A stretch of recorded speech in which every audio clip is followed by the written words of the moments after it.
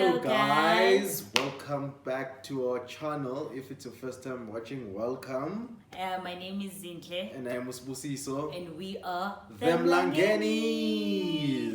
Yes guys, as my husband has said, if you're a new viewer, if you're a new subscriber, welcome into the family. And you do want to know of the one house rule, and that's the Mlangeni house rule. That rule is simply to subscribe. Click subscribe. So I've seen that I need to say this because people usually forget, because you watch. If it's in red, you haven't subscribed. Come on. So click it and it will be gray and you are part of the family, right? Yep. Yes, and so today we are doing the Sit Down with the Mlangenis. We're doing the Sit Down with the Mlangenis, and today we are speaking about finances, our household finances, how we do when it comes to finances. You know, we've gotten the question a lot that, okay, yes, we are aware that you need to be saving, you need to be investing, but how do you guys like do this finance thing, you know, in terms of, so we're going to speak about household finances, who pays for what, how do we do it, you know, all of those nitty-gritties, and just and tell you guys how we do it. Yes, definitely guys. We're just going to lay it down and just to give you a picture of how we structure our finances as a household.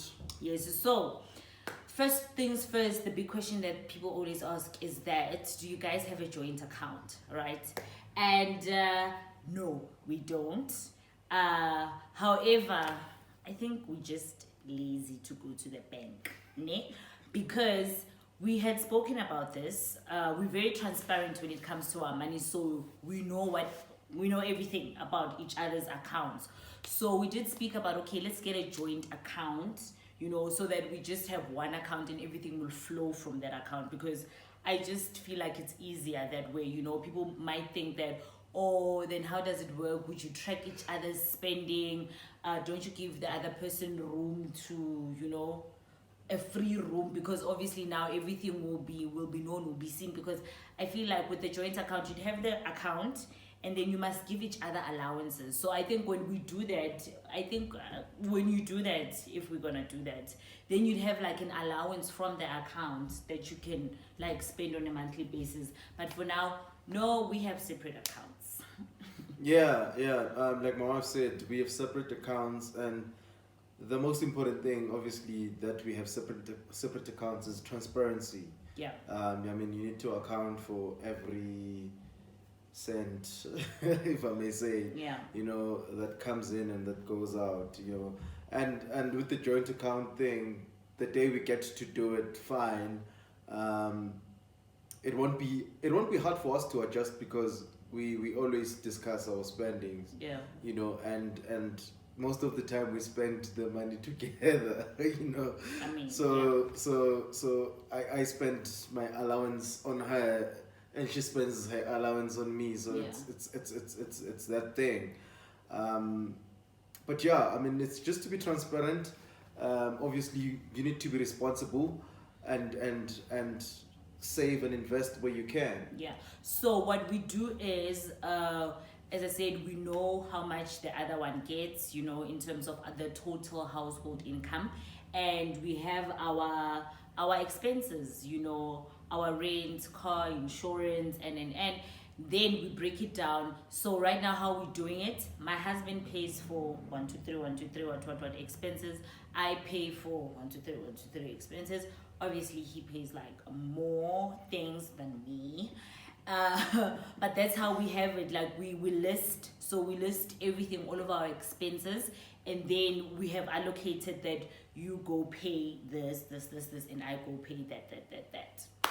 Yeah, so basically, there's expenses that I don't have to worry about, because my wife has, I know she's taking care of that. And the expenses that are my responsibilities, I need to make sure that so how I view it, there's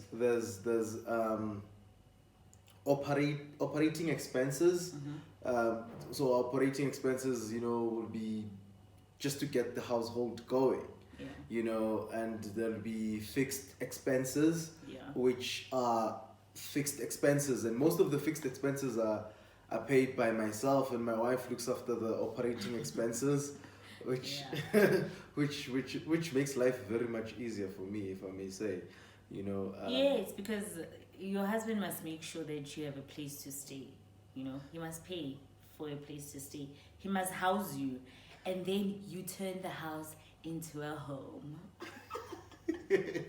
That's the role of the wife. I turn it into a home. Yes.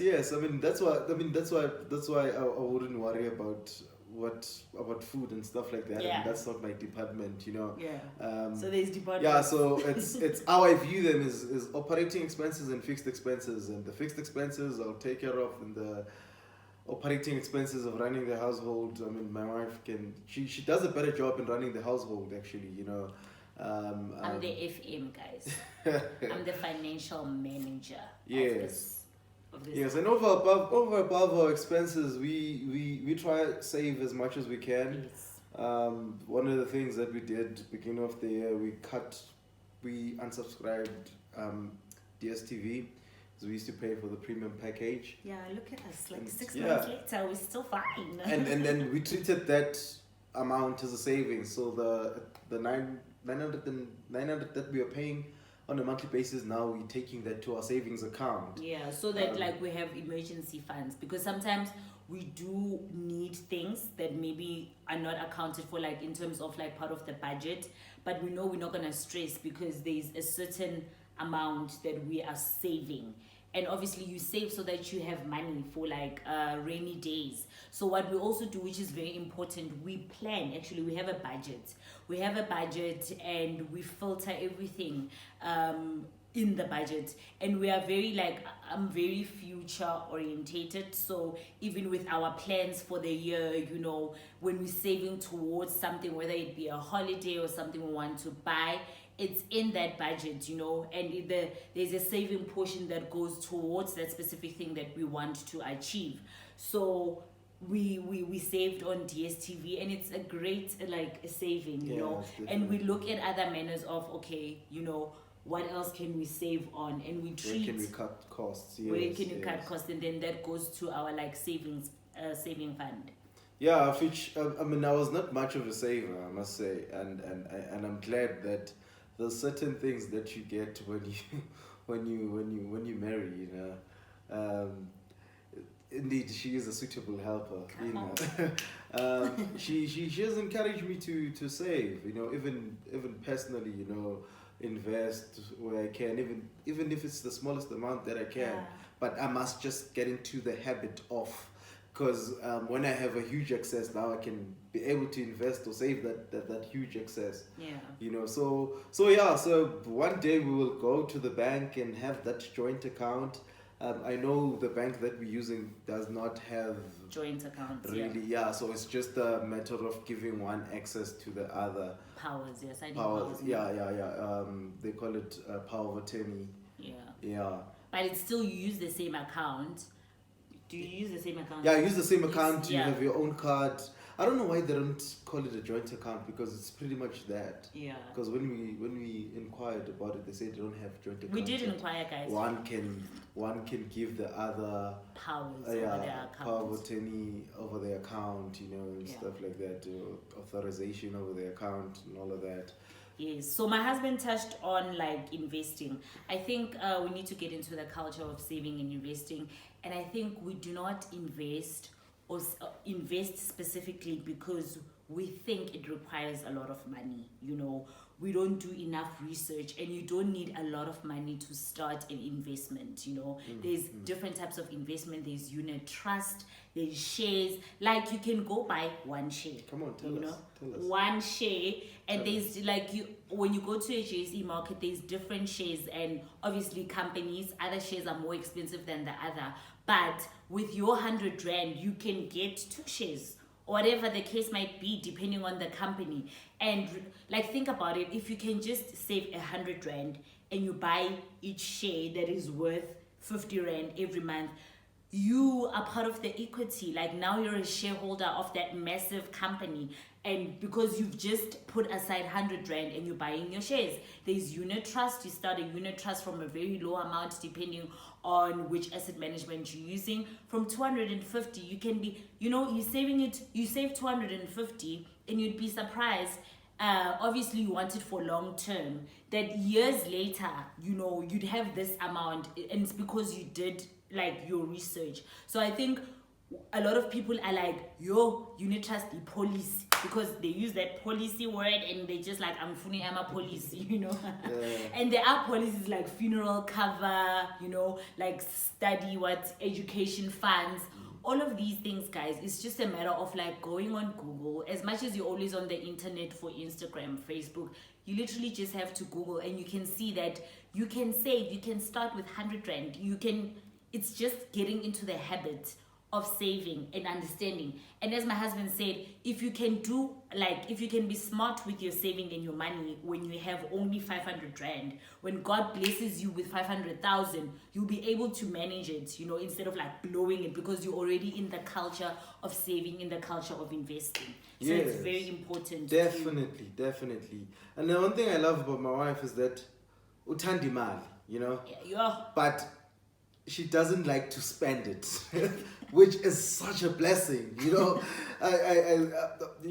is what is meant by the scripture that says, "He who finds a wife finds a good thing, and it obtains favor from God." Yes. This is the favor. Yeah. She loves money and she doesn't love spending it. We would have the excess that we have. She would opt for us to save it. And on the opposite, I'm the spender. I'm the guy who would be like, no man, let's go do this, let's go get this. Yeah. I'm the spender in the relationship, and she doesn't like money going out. If she has 100,000 in her bank account, it would be very hard for her to even spend 10 rands of it. Oh wow. Guys, I've never been in a position, well, I have been actually, where I had 0 Rand until my next payday, and it was still a couple of days apart. And let me tell you guys, when I don't have money, when I'm broke, I'm not you don't want to be in my surrounding, in my presence. I'm just grumpy. It's just not good. I feel it for myself. It's not good for my spirit and my soul. So, they like avoid things that like disturb your peace. Not having money disturbs my peace. So I would rather save, and know that, okay, for the next payday, I still have 1,000 Rand, I'm able to, when they say Zinhle, right now, let's say there's an emergency, please, 300 Rand is required. I have that 300 Rand. So I never want to be at a position where I have nothing, I want us to get into the culture and the manner of living where like it's a new order, where we don't live paycheck to paycheck. And we do that because of the little gaps, the little savings that we do, so that you're not without money. Because I love money, that's true. I don't want to be without money. It disturbs my peace. No. Yeah, guys. So that's why I work 100 jobs. I'm joking. That's why I work so hard, because I don't want us to be in a position where we're not able. I don't want to disturb her peace. Yes. All and right. Also, you don't like not being able to provide. That's the exactly. That's that's one thing. That's one thing I don't want upon myself. The ability not to provide, the ability not to being able to provide. Yeah. I don't want that upon myself. He also gets grumpy.